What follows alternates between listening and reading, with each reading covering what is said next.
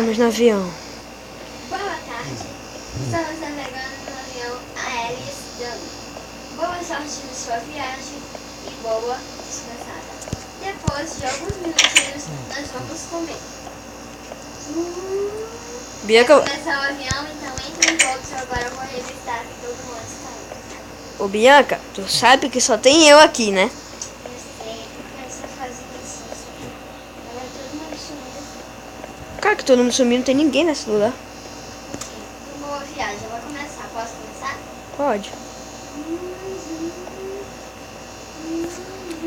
Bom, você botou no automático, né? Pronto.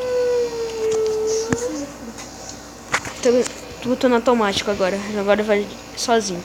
Bom, vamos começar um pouco. Aqui na cadeira. Deixa eu botar aqui na tomada.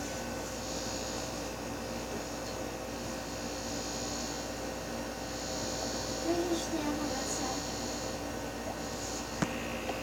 Vem aqui. Aqui.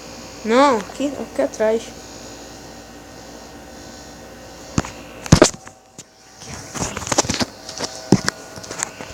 O que foi? Eu estou aqui. Vem aqui, vem aqui. Eu estou aqui. Tá, agora. Está no meio de uma nuvem. Bora conversar um pouco aqui. Vem conversar.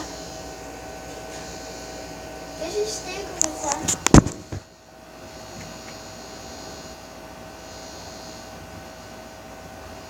O que a gente tem a conversar? Bom, é que a gente tem que ir nessa viagem, a gente tem que melhorar agora.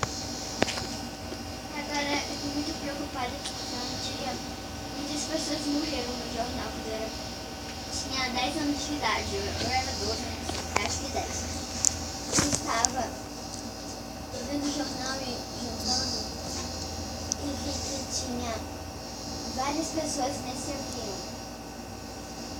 Só que em alguns minutos o avião caiu.